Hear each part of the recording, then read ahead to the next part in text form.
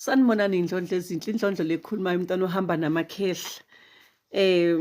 Usaya yini esontweni, enkonzweni noma ulibiza ngaliphi igama, kodwa usaya yini ukuyohlanganyela, uthandaze nabantu, uhlanganyele, ufunde ngezinto enizenzayo ey'nkonzweni zenu, lapho wawukhonza khona, noma usungene kwenye inkonzo, noma usuhamba kuphi asazi. Kodwa nje owami umbuzo uthi usaya yini esontweni noma enkonzweni, noma usaya yini kuyohlanganyela? Ubona kanjani uma ngabe uhambile ukuyohlanganyela kuba njani? Ubuya unjani? Ubuya ujabule noma ubuya uphansi? Ubuya ufunde ini? Yini leyo ofike uyithole enkonzweni? Angithathi iy'nqumo, angifuni ukuthi ngithi abantu abangayi enkonzweni noma benze ini, kodwa uze wazi mntanethongo ukuthi uma uhamba namakhosi, uma ngabe unesithunywa, uma ngabe uhamba nenzuza, iyazi ukuthi usondelene kakhulu uyazi ukuthi usondelene kakhulu kangakanani nomdali. Uyazi ukuthi usondelene kakhulu kanjani nomvelinqangi, ngoba ukhuluma nomvelinqangi akuzwe. Ukhuluma noNkulunkulu umenzi wey'nto zonke akuzwe kahle ukuthi uthini. Uyena futhi okudayirekthayo ukuthi hamba la yenza ukuthi nokuthi. Le ngelosi le ehamba nawe, asayina ukuthi ayihambe nawe kuzo zonke iy'ndlela, ikufundise umsebenzi, ihambe nawe, okuyiyona ngelosi eyaphuma nawe ikwembethe, okuwuwena mnikazi wompilo yakho loyo ohambayo, ekuholela kuphi? Ekuholela kumvelinqangi, ekuholela kuNkulunkulu. Zonke izinto zethu esizenzayo la emhlabeni asizenzeli thina, asizenzeli ini. Singenza noma ngabe yini leyo oyenzayo esayidini lakho noma oyenza, kodwa okuhle uyazenzela. Kodwa mawukwenza wenzela ini? Wenzela ukugcwalisa iy'fiso ney'nhloso zikamvelinqangi ngawe. Yileyo nje. Uma ngabe-ke uye enkonzweni, inkonzo ifika iphethwe umuntu lapha, uyashumayela, ukhipha konke, uyakhuluma, ukhuluma lento oyaziyo, ukhuluma lento le oyiphilayo, ukhuluma lento oyiphila nsuku zonke wena, njengoba ukhuleka ngo-12 uwumntwana wenzuza, ukhuleka ngo-12, ukhuleka ngo-3, ukhuleka ngo-12 ebusuku, zonke iy'khathi zakho uyakhuleka, usondelene nomdali, uyafundiswa la, uyaboniswa, uyambulelwa emkhulekweni owenzayo. Uma ngabe usathatha lesikhathi sakho sokuthi uye enkonzweni, mntanethongo, angifuni ukuqamba amanga, angifuni ukudlala ngawe, uzolimala. Uyalimala uma ngabe uwumuntu osathanda inkonzo, ukuthi usavuka uye enkonzweni namhlanje, uvuka impela nje uzwe ukuthi hhayi usaya enkonzweni, uyalimala. Kusho ukuthi mntanethonga futhi ubozibhekisisa lapho ukuthi hhayi, kusho ukuthi khona lento sathi uyayifuna ongayitholi, isithunywa sakho asikakaphakami kahle. Ngabe usiphakamisa ekhona lakho, uyathandaza, uyenzani, kunokuthi uye enkonzweni? Ngifuna ukukuxoxela-ke ukuthi enkonzweni uzolimaliswa yini. Number 1, enkonzweni uzofika ulimale ngoba uwena oletha lamandla enkonzweni. Uwena oletha le mpakamo, lokhu kuphakama, lokhu amandla azophakamisa abantu, kufudumala enkonzweni, uwena njalo. Uwena umuntu okhuthaza le nkonzo. Ngisho umfundisi wenkonzo yakho uyabona ukuthi uwena lo onamandla. Ngithi uyabona, phela abafundisi banakho lokho ukuthi bayabona futhi bayakwazi ukubona izinto ukuthi okay, lo unjani. Wena uzozibona ungasasuka enkonzweni, ungasagxili, ungasafuni ukuphuma enkonzweni, kanti enkonzweni wena ophakamisa inkonzo, uwena oletha labantu abagcwele kulapho kuleyo nkonzo. Uwena manje osebenzela le nkonzo, awusasebenzeli isithunywa sakho, ususebenzela le nkonzo okuyo. Zibhekisise-ke mntanethongo ukuthi le nkonzo okuyo njengamanje yinkonzo eyesithunywa sakho na, noma yinkonzo yakho ethandwa nguwe?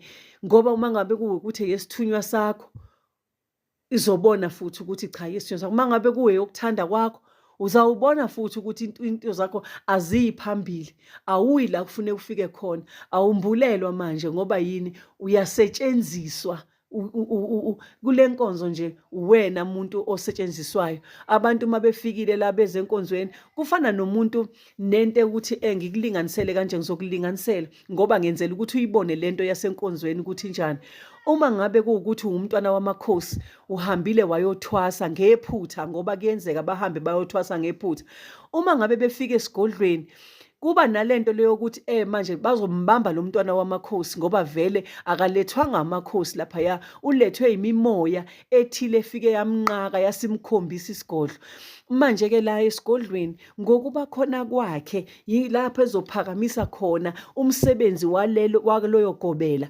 Abantu bazoza kakhulu ukugobela, beze kakhulu kanti abalethwa ugobela sebelethwa nguwe ngoba yini unamandla mntana ethonga, unamandla mntana amakhosi. Wena umuntu ongafuneka yokhothama akhothamela abanye abantu. Ngisho enkonzweni uma ngabe sikhuluma ngokuthi ukhothama ey'godlweni kufana nokukhothama enkonzweni ulalela bani?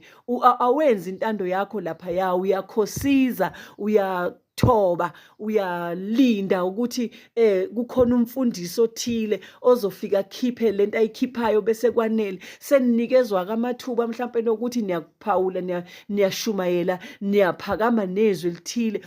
Lapho kuleso sikhathi ukhuluma wena mntwana wamakhosi, ukhuluma izinto ey'nkulu, ukhuluma abantu babone izinto kade bengakaze bayibone. Ma ukhuluma awuyiboni wena mntana wamathonga, awuziboni wena mntana wamakhosi, awuziboni kahle kahle, kodwa bona bayakubona ukuthi yazi make kwakhuluma ubani ufika akukhuluma into ngishayeke ngaphakathi ngizwe bese kuthi angize kakhulu enkonzweni. Balethwa nguwe labo bantu enkonzweni ngoba unamandla.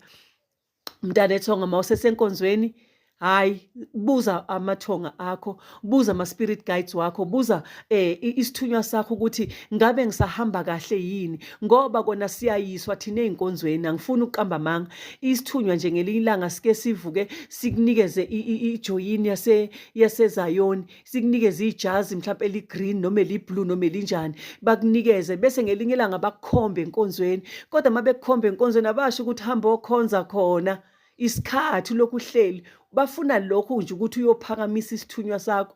Mhlawumbe uyaya enkonzweni leyo ufike ungene ukhuleke ubuye usugcinile. Kwesinye isikhathi bakukhombe kwaShembe ukuthi hamba enkonzweni yakaShembe, uzoya khona ubuye, hhayi ukuthi usuzoba owakhona. Lalela isithunywa sakho musukudideka ubone naso sikubonisa ukuthi yabona nje mina uma ngabe isithunywa sami singibonisa into ngiyayenza. Bese mase sengiyenzile bese ngibuza futhi ukuthi ngibuyele yini. Ngiyabuza, angibese ngenza ngathi sekuyimi ongiphethe, cha angiziphethe. Ngiyabuza ukuthi ngibuyele yini la uthe angiye khona, sizongibonisa isithunywa ukuthi cha bekuyilelo langa kuphela, yekela. Manje thina sibuzi siyajabula, sijabuliswa ukuthi hawu sengingena enkonzweni ethile, usazothi-ke siqhamuka-ke futhi lapho kokunye-ke kuthiwa yiya kule nakhona uzofika uye futhi kaningi. Musa ukuthanda ukuthi uye enkonzweni uvele unamandla, ungumfundisi kwawena, ungumbhishobhi kwawena, uyiyo yonke into. Ngike ngisho ngithi fana nokuyogobela emzini yabantu, uthi uyogobela uhamba ngephutha. Uma usubonile ukuthi akufanele phuma ngoba kwawena ukugobela self, uyaphi ukuyogobeliswa ngoba wena ufanele ukuthi uyogobela, ufanele uyoguqela omunye umuntu. Manje-ke iyafana lento nasemasontweni, zama ukwehlisa, zama ukubuza ukuthi isithunywa sakho ngisese-right yini lapho engikhona. Ungasho ukuthi mina mangabe ngingasayi enkonzweni kusho ukuthi sengiwumuntu ohamba indlela engcolile. Cha, uhamba kanjani indlela engcolile sikhona isithunywa sakho sikuthuma, ukhuleka, usondelene nomvelinqangi, usondelene noNkulunkulu. Manje esontweni uyakuphi-ke? Uyohlanganyela nobani? Ngoba nabantu baphethe iy'gabo zabo laphaya, abanye baphethe izinto zokuthi bafike nicobeke manje nenze njani, uzolimala. Igama lami engilishoyo nje ukuthi gada ukuthi ungalimali. Ngiyabonga mntana amathonga, like and subscribe please.